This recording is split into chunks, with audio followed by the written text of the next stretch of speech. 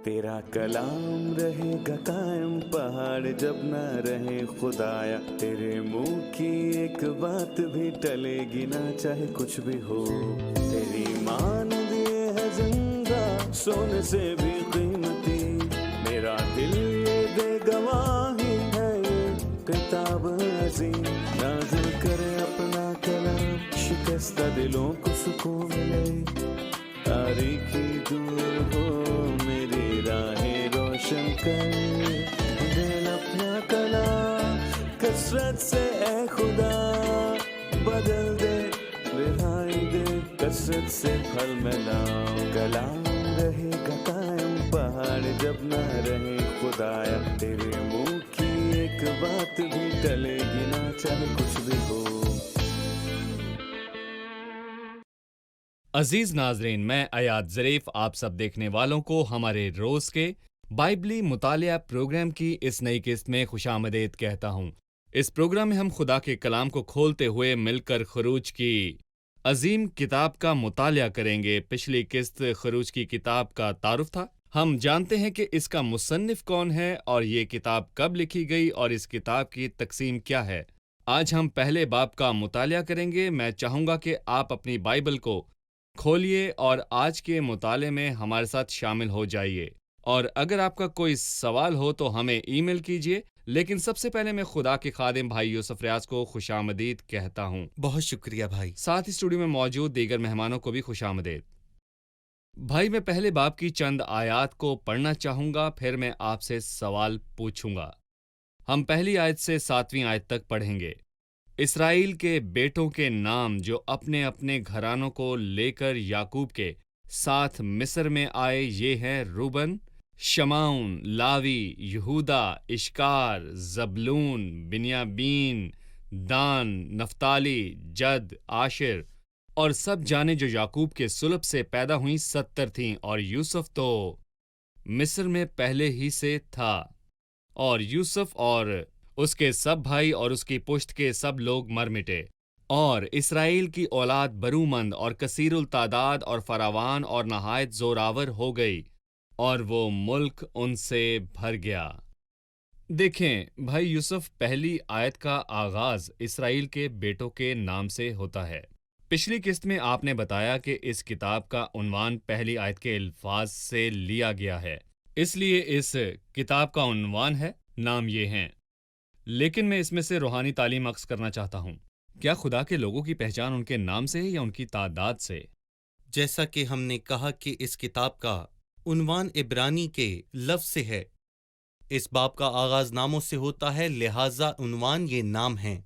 उन्होंने किताब के मुसन्निफ को चुना और उसका नाम खरूज रख दिया।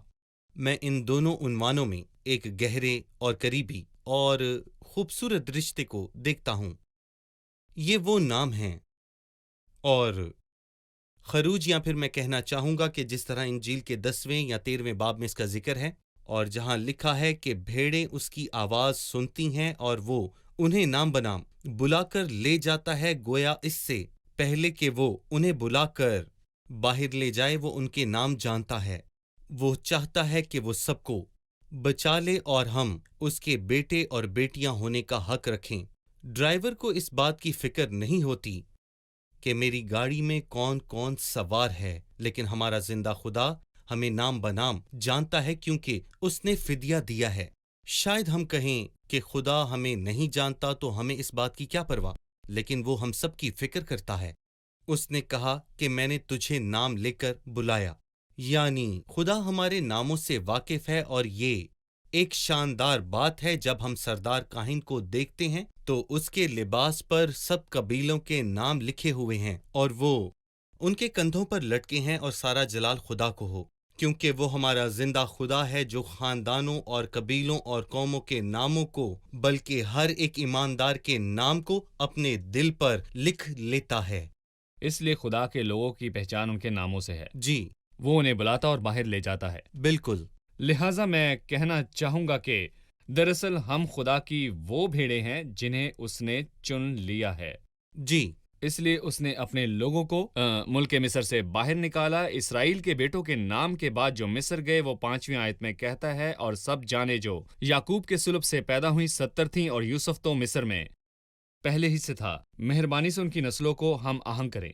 یہاں تعداد 70 ہے، لیکن پیدائش کے 46ویں باب میں یہ 66 ہے اور پھر 70، لیکن اعمال کی کتاب میں 7:14 میں استفنس نے تعداد 75 بتائی۔ اگر ہم پیدائش کے 46ویں باب کو پڑھیں تو یعقوب کے صلب سے جو لوگ پیدا ہوئے اور اس کے ساتھ مصر میں آئے، اور وہ اس کی بہوؤں کو چھوڑ کر شمار میں 66 لوگ تھے۔ پھر وہ یوسف کے 2 بیٹوں کو شمار کرتا ہے جو مصر میں پیدا ہوئے، یقیناً یوسف اور اسنات کو چھوڑ کر یہ لوگ تقریباً 70 تھے۔ اعمال کے 7ویں باب میں 75 دفعہ ذکر کیا گیا، دراصل 66 کا حوالہ ہے جس میں یعقوب کی نسل میں تقریباً 9 خواتین کو شامل کیا گیا۔ میں نے یہاں یوسف کی بیوی کو شامل نہیں کیا کیونکہ وہ پہلے ہی مصر میں تھی، اور اسی طرح یہودا کی بیوی کیا بھی گیا۔ شاید وہ وفات پا چکی تھی، اور اسی طرح شاید شمعون کی بیوی مر چکی تھی، جیسا کہ ہم 46ویں باب میں پڑھتے ہیں، اور اسی لیے ہم اگر ان 3 لوگوں کو نکال دیں تو 9 رہ جاتے ہیں جو مل کر 75 بنتے ہیں، کیونکہ یوسف اور یہودا کی بیویاں پہلے ہی وہاں پر تھیں، اس لیے انہیں شامل نہیں کیا گیا۔ یہ مل کر 75 لوگ تھے۔ یعنی 66 جمع 9 خواتین برابر ہیں 75 کے۔ صحیح کہا۔ اس لیے جب استفنس 75 کہتا ہے تو اس میں غلطی کی اس کوئی میں کوئی گنجائش غلطی نہیں۔ جب وہ بالکل۔ پیدائش میں کہتا ہے کہ 66 یا 70 بالکل۔ اور یہاں خروج میں کہتا ہے کہ 70، یہ ضروری ہے کہ اس کو دھیان اور دیانتداری سے پڑھا جائے تو جواب مل جائے گا۔ صحیح۔ پھر 6 آیت میں لکھا ہے کہ یوسف مر گیا۔ نہ صرف یوسف بلکہ اس کے ساتھ اس کے سب بھائی اور نسل کے لوگ بھی۔ یوسف مر گیا، اس کے بھائی بھی مر گئے، اس کے نسل کے لوگ بھی۔ ہم اس سے کیا سیکھتے ہیں؟ آپ اس کے بارے میں کیا کہیں گے؟ ہم جانتے ہیں کہ یوسف عیساؤ سے خوف زدہ تھا۔ اس نے کہا کہ میں تیری منت کرتا ہوں کہ مجھے میرے بھائی کے ہاتھ سے بچا، کہیں وہ آ کر مجھے مار نہ ڈالے۔ لیکن خدا یعقوب کی اولاد کے لیے ایک مقصد رکھتا تھا، اس لیے وہ زندہ رہے اور پھر مصر کو گئے، اور یہ وہ بات ہے جو خدا نے ابراہم سے 15ویں باب میں کی تھی، جس کو خدا نے یہاں پر پورا کیا تھا۔ خدا صحیح۔ کا انہیں بھیجنے کا ایک صحیح۔ مقصد تھا۔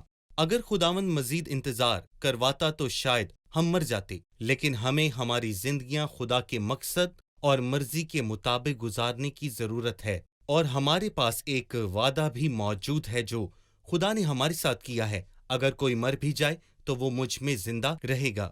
اکثر لوگوں کے ذہن میں یہ خیال ہوتا ہے کہ وہ گاڑی میں بیٹھیں اور کہیں ان کے ساتھ کچھ برا نہ ہو جائے۔ جی۔ وہ کوئی بڑا حادثہ ہونے سے خوفزدہ رہتے ہیں، اور یہ تمام خوف موت سے متعلق ہیں۔ وہ یہ سوچتا ہے کہ اس کی زندگی کا خاتمہ کیسے جی۔ ہوگا، لیکن ہر انسان کا زمین پر کوئی نہ کوئی مشن ہے۔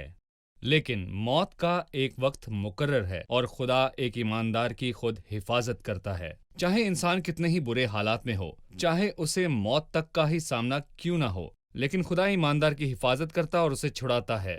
یعنی موت دہشت کا بادشاہ ہے، اور اگر ہم عبرانیوں کے 2 باب کو پڑھیں تو وہاں لکھا ہے جو عمر بھر موت کے ڈر سے غلامی میں گرفتار رہے، عمر بھر کی انہیں غلامی۔ چھڑایا۔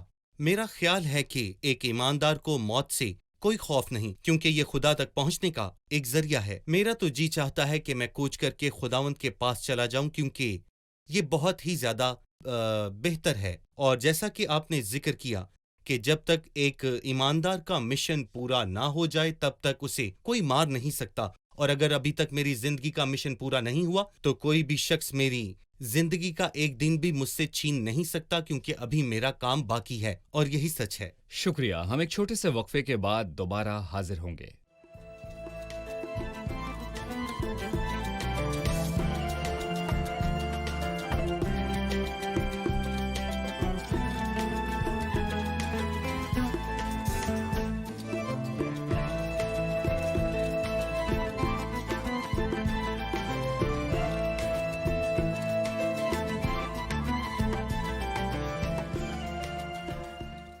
8ویں آیت میں لکھا ہے، تب مصر میں ایک نیا بادشاہ ہوا جو یوسف کو نہیں جانتا تھا۔ یہ کون سا نیا بادشاہ ہے اور وہ یوسف کو کیوں نہیں جانتا تھا؟ جی بھائی۔ در حقیقت بائبل اس باب میں بادشاہ کے نام کا ذکر نہیں کرتی، لیکن عبرانی دائیوں کے نام کا ذکر یہاں پر بڑے واضح طور پر کیا گیا ہے۔ صحیح۔ وہ خدا سے بہت ڈرتی تھیں۔ بائبل یہاں پر 2 غریب خواتین کے ناموں کا ذکر کرتی ہے اور ایک معذور بادشاہ جو خدا کو نہیں جانتا تھا اور گویا خدا بھی اسے نہیں جانتا تھا، کیونکہ وہ یہاں کہتا ہے کہ یوسف کون ہے، اور 5ویں باب کی 2 آیت میں فرعون کہتا ہے کہ خدا کون ہے جس کی بات کو میں مان کر اسرائیل کو یہاں سے جانے دوں، یعنی وہ نہ تو یوسف کو جانتا ہے اور نہ ہی اسے کوئی خدا کی پرواہ ہے، اس لیے خدا بھی اسے خاطر میں نہیں رکھتا۔ ایسا بادشاہ جس نے خدا کے نام کی حقارت کی۔ اور ہم یہ بھی جانتے ہیں کہ باغ عدن میں خدا کی حکمرانی تھی، لیکن افسوس آدم نے اختیار کو شیطان کے حوالے کر دیا اور حکمرانی اس کے پاس چلی گئی تھی، مطلب وہ اس دنیا کا حاکم بن گیا تھا۔ یوسف کی موت پر پیدائش میں فرعون خدا کا عکس پیش کرتا ہے، لیکن یہاں نیا بادشاہ مطلب کہ دوسرا بادشاہ جس کا ذکر امال کے 7ویں باب میں ہے، میں یہاں پر کہنا چاہتا ہوں جی بالکل فرق قسم کا بادشاہ تھا جو شیطان کا عکس تھا، خاندانوں کو گھیرنے اور ان کو بدکاری کی طرف لے جانے کے لیے۔ یہ ایک بہترین نمونہ تھا جو شیطان کی شکل میں تھا، اور لکھا ہے کہ وہ خدا کو نہیں جانتا اور نہ ہی وہ یوسف کو جانتا ہے، اور اس طرح وہ اس جہان کے سردار کی علامت ہے جو مسیح کو نہیں جانتا اور نہ ہی مانتا ہے۔ مطلب ماہر لسانیات کے مطابق اس نئے بادشاہ کا مطلب ہے کہ بغاوت سے ابھرا ہوا۔ اس نے بغاوت کی اور شیطان نے بھی خدا کے خلاف کی، وہ خدا کے خلاف بالکل کھڑا ہوا۔ صحیح۔ یہ ایک نئے قسم کا بادشاہ ہے، اور یہ واضح ہے کہ اس کا مطلب ہے ایک نئی جی حکومت۔ ایک نیا خاندان۔ پرانے بادشاہ کا دور ختم ہوا اور نئے بادشاہ نے بغاوت شروع کر دی، اس لیے وہ یوسف کو نہیں جانتا تھا۔ کیا یوسف جس نے ملک مصر کو آسودہ کیا، اس نے بھلائی کی، لیکن مصریوں نے اس کی بھلائی کو بھلا دیا۔ وہ لوگ یوسف کی بھلائی کو اتنی جلدی کیسے بھلا سکتے تھے؟ یہ بات قائل کرنے والی ہے کہ جو خدا ہمارا زندہ خدا ہے وہی یوسف کا خدا بھی ہے، جس نے ہم سب کو نجات دلائی اور ہم سب کے لیے ایک بڑا کام کیا کہ آج ہم زندہ ہیں، اور وہی اس کا حقدار ہے کہ ہم اسے یاد رکھیں۔ لیکن افسوس کی بات ہے کہ آج کل کی دنیا میں اسے کون یاد رکھتا ہے۔ اور وائس کی کتاب میں لکھا ہے کہ ایک چھوٹا شہر تھا جس پر ایک بادشاہ نے حملہ کیا، لیکن وہاں پر بہت ہی کم لوگ رہا کرتے تھے اور اس نے اس کا محاصرہ کیا، لیکن وہاں پر ایک غریب شخص تھا جو کہ بہت عقل مند تھا اور اس نے اس شہر کو چھڑا لیا، لیکن سب اس شخص کو بھول گئے۔ دنیا میں بہت سے لوگ مسیح کو بھول گئے ہیں، اور بہت ہی کم لوگ ہفتہ وار چرچ جاتے ہیں اس کے حکم کی یادگاری کے طور پر، بالکل کہ میری یادگاری میں ایسا ہی کیا صحیح، کرو۔ ٹھیک کہا۔ 9ویں آیت میں لکھا ہے، اور اس نے اپنی قوم کے لوگوں سے کہا کہ دیکھو اسرائیلی ہم سے زیادہ اور قوی ہو گئے ہیں، سو آؤ ہم ان کے ساتھ حکمت سے پیش آئیں، تا نہ ہو کہ جب وہ اور زیادہ ہو جائیں اور اس وقت جنگ چھڑ جائے تو وہ ہمارے دشمنوں سے مل کر ہم سے لڑیں اور ملک سے نکل جائیں۔ اس لیے انہوں نے ان پر بیگار لینے والے مقرر کیے جو ان سے سخت کام لے کر ان کو ستائیں۔ سو انہوں نے فرعون کے لیے ذخیرے کے شہر پتون اور رمسیس بنائے، پر انہوں نے جتنا ان کو ستایا وہ اتنا ہی ان سے زیادہ بڑھتے اور پھیلتے گئے۔ اس لیے وہ لوگ بنی اسرائیل کی طرف سے فکر مند ہو گئے، اور مصریوں نے بنی اسرائیل پر تشدد کر کے ان سے کام کرایا، اور انہوں نے ان سے سخت محنت سے گارا اور اینٹیں بنوا کر اور کھیت میں ہر قسم کی خدمت لے کر ان کی زندگی تلخ کر دی، اور مصریوں نے بنی اسرائیل پر تشدد کر کے ان سے کام کرایا۔ اس بادشاہ نے ان پر بے انتہا ظلم کیا اور ان سے بیگار لیا۔ بادشاہ کے ظلم کے تعلق سے کچھ بتائیے۔ اس باب میں لوگوں کو ہلاک کرنے کی 3 بار کوشش کی گئی تھی۔ پہلی بار اس باب میں 10ویں آیت پر لوگوں کو مارنے کی کوشش کی گئی اور لکھا ہے، آؤ ہم ان کے ساتھ حکمت سے پیش آئیں تا نہ ہو کہ جب وہ اور زیادہ ہو جائیں۔ اور دوسری مرتبہ جب 15ویں آیت میں ان کی دائیوں سے کہا گیا کہ وہ بچوں کو مار دیں، اور تیسری مرتبہ جب فرعون نے 22ویں آیت میں اپنے لوگوں سے کہا ان میں جو بیٹا پیدا ہو اسے دریا میں ڈالنا۔ 3 کوششیں جو کہ پیدائش کے 15ویں باب کے مطابق تکمیل تھی، کیونکہ وہ ہمارا زندہ خدا ہے اور اس کا کلام بھی زندہ کلام ہے جو کہ پورا ہوتا ہے۔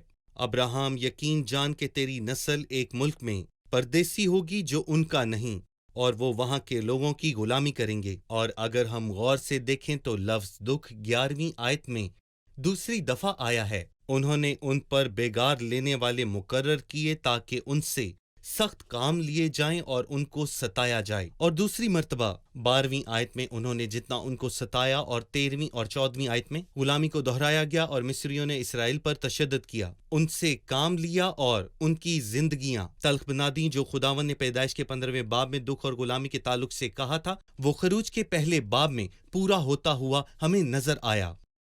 انہوں نے فرعون کے لیے ذخیرے کے شہر پتون اور رمسیس بنائے۔ کہا جاتا ہے کہ یہ شہر فوج کے ہتھیار اور اسلحے کا ذخیرہ تھے تاکہ وہ اپنے علاقوں کو محفوظ کر سکیں۔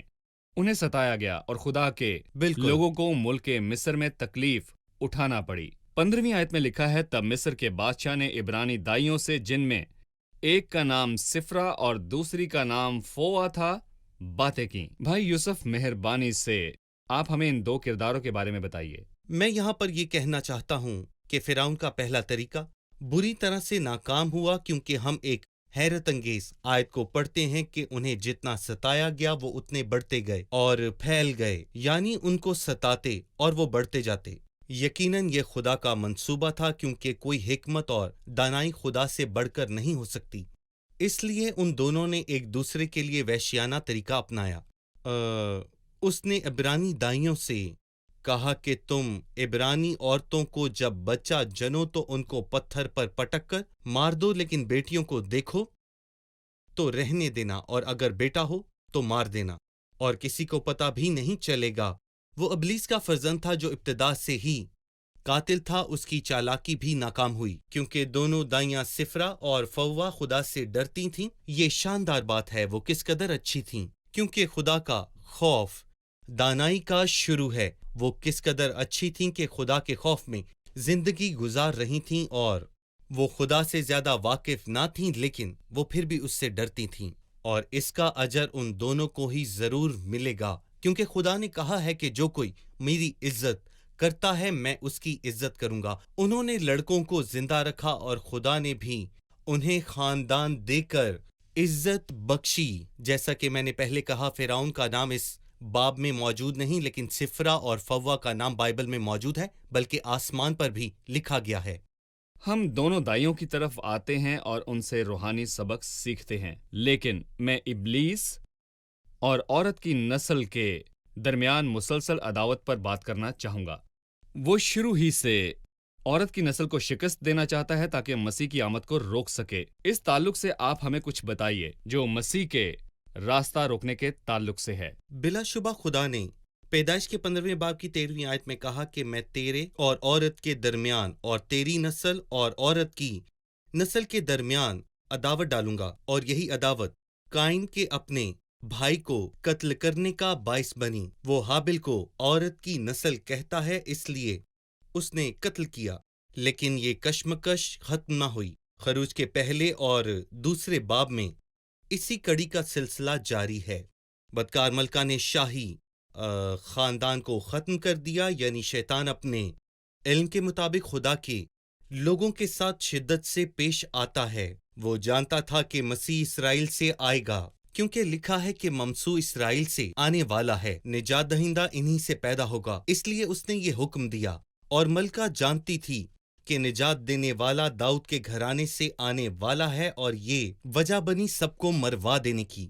اور اس کے بعد حمان جانتا تھا، یا پھر ابلیس جانتا تھا، اور اس لیے اس نے یہودیوں کو ختم کرنے کی بھرپور کوشش کی۔ اور اس لیے جب ہم متی کے دوسرے باب تک پہنچتے ہیں تو ہم وہاں دیکھیں گے کہ ایک اور کوشش کی گئی، جو کہ آخری کوشش ہوگی، لیکن وہ آیا اور صلیب تک پہنچایا گیا تاکہ وہ اس موت پر فتح حاصل کرے، تاکہ ابلیس کو منہ کی کھانی پڑے اور وہ مات کھائے۔ صحیح، ہم ایک چھوٹے سے وقفے کے بعد دوبارہ حاضر ہوں گے۔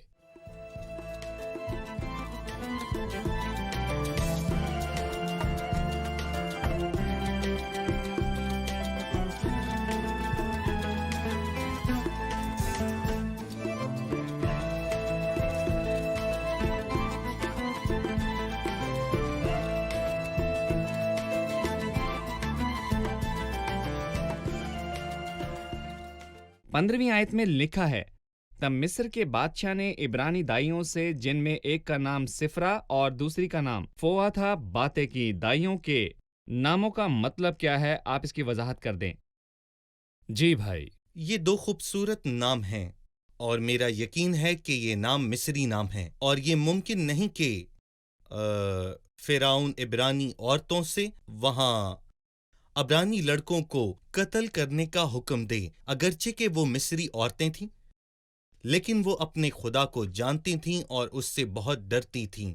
और मैं यहाँ पर यह भी कहना चाहता हूं कि वो औरतें खुदा के नाम की पहचान रखने वाली थीं, इसलिए उन औरतों ने खुदा के नाम को इज्जत बख्शी और इसी वजह से खुदा ने भी उनको इज्जत से नवाजा और उन्हें खानदान अता किया।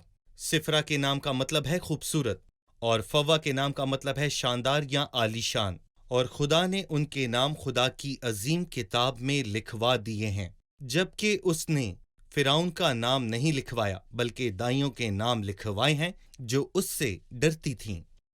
दोनों खुदा से डरती थीं, लेकिन जो खुदा के ताल्लुक से कहा गया है कि उनके साथ भलाई की और उनके घर आबाद कर दिए। मेहरबानी से बाइबल के इस असूल को बयान कर दें, जो मेरी इज्जत करते हैं मैं उनकी इज्जत करूंगा, यानी जो मैं करता हूं तू बदले में मेरे लिए क्या कर सकता है। ये इलाही असूल है कि जो खुदा की इज्जत करता है खुदा उसकी इज्जत करता है, लेकिन खुदा किसी का भी तरफदार नहीं होता। और जिन जवान खवातीन का जिक्र यहाँ पर किया गया है उनकी माशरे में इज्जत बहुत कमतर थी, लेकिन मैं यहाँ पर खुदा की तरफ से उन पर रहम को देख सकता हूँ।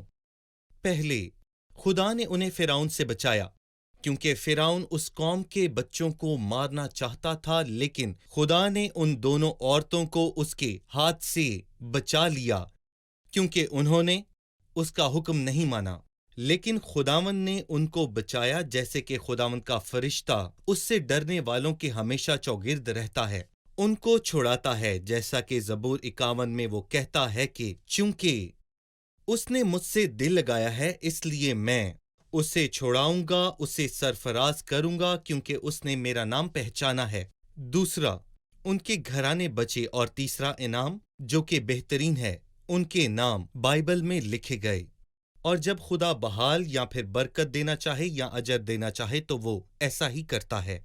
भाई, जैसा कि आपने कहा कि उसने फिरौन का नाम ना लिखवाया, लेकिन उसने औरतों के या दाइयों के नाम अमर कर दिए। लिहाजा हर जमाने में खरूज का पहला बाब पढ़ने वाले लोग इन दोनों दाइयों से सीखते हैं। खुदा आपको बरकत दे भाई। अगर आप इस बाब के ताल्लुक से आखिरी बात करना चाहें तो वो बात क्या होगी? मैं यहाँ पर ये कहूँगा कि खुदा ने पहले और दूसरे बाब में 5 खवातीन का जिक्र किया है। 5 फजल का आदद समझा जाता है। औरतें कमजोर होती हैं, लेकिन खुदा ने 5 औरतों को अपने मकसद के लिए इस्तेमाल किया, क्योंकि खुदा कमजोर को और कमतर को इस्तेमाल कर सकता है। ये 5 खवातीन हैं, सिफरा, फव्वा पहले बाब में और फिर युकबत, मरियम और सफूरा दूसरे बाब में हैं। यानी पहले और दूसरे बाब में हम सिफरा, फव्वा, मरियम और सफूरा के बारे में पढ़ते हैं। 5 औरतें जिनको खुदा ने अपने जलाल के लिए इस्तेमाल किया। मैं यहाँ पर ये कहना चाहता हूँ कि तमाम वो सुनने वाले जो खुद को कमजोर महसूस करते हैं, वो किसी भी हालत में हो, लेकिन खुदावन को ना भूलें क्योंकि वो आपसे प्यार करता है। मसीह के बदन में हर फर्द का एक काम है। जैसे कि नेमतें तरह तरह की हैं, लेकिन खिदमत सिर्फ खुदा की। शुक्रिया भाई, हम प्रोग्राम के इख्तिताम पर पहुंच चुके हैं। आए मेहमानों से राय जाने। आज के प्रोग्राम से आपने क्या सीखा? फिरौन ने 3 मरतबा खुदा के लोगों को तंग किया। पहले सताया, फिर दाइयों को हुक्म दिया और फिर कहा बच्चों को बहा दो। फिर हम खुदा के इख्तियार को देखते हैं। सही। हमने देखा कि फिरौन ने 3 मरतबा खुदा के लोगों को तबाह करने की कोशिश की। पहले उसने उनको सताया, फिर दाइयों को हुक्म दिया कि उनके लड़कों को कत्ल कर दे। तीसरा ये हुक्म दिया कि लोग अपने बच्चे पानी में बहा दें। लेकिन आखिरकार हम खुदा की हाकमियत को देखते हैं जो सब चीज़ों पर कादरे मुतलक है और सब चीज़ों पर इख्तियार रखता है। बस अगर खुदा हमारे साथ खड़ा है तो कौन हमारा मुखालिफ है? शुक्रिया, खुदा आपको बरकत दे। भाई यूसुफ, खुदा आपका आपको भी बरकत शुक्रिया। दे। नाजरीन, आज की किस्त में हमने सीखा कि इस किताब का आगाज इन अल्फाज से होता है कि उनके नाम ये हैं। याकूब के बेटों के नाम खुदावंद के लिए निहायत कीमती थे। इसी तरह पहले बाब के आखिर में वो दाइयों के नाम का जिक्र करता है जो उसको अजीज हैं, क्योंकि वो उससे डरती थी, अगरचे कि उसने फिरौन का नाम नहीं लिखवाया। हालांकि मिस्र उस वक्त एक बड़ा मुल्क था और फिरौन पहले नंबर पर था।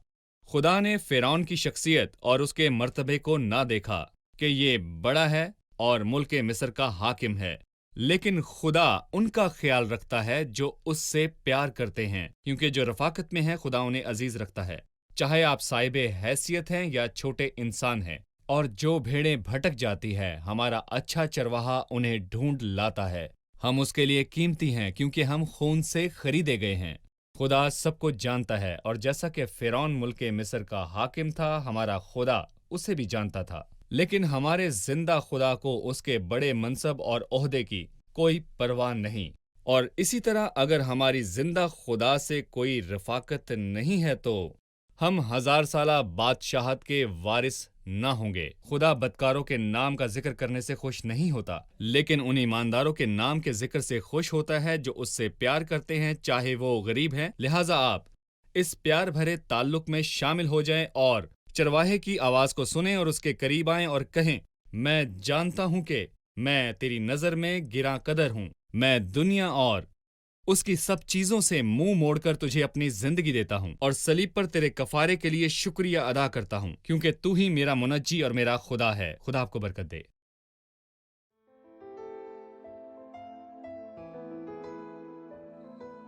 तेरा कलाम रहेगा कायम पहाड़ जब ना रहे खुदाया। तेरे मुंह की एक बात भी टलेगी ना, चाहे कुछ भी हो।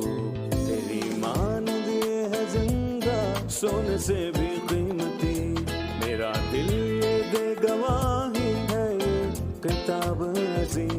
नाज़िल करे अपना कलाम, शिकस्ता दिलों को सुकून मिले। तारीकी दूर हो मेरी राहें रोशन कर। दिल अपना कलाम कसरत से ए खुदा बदल दे, रिहाई दे कसरत से फल मिलाओ। कलाम रहेगा कायम पहाड़ जब ना रहे खुदाया। तेरे मुंह की एक बात भी टलेगी ना, चाहे कुछ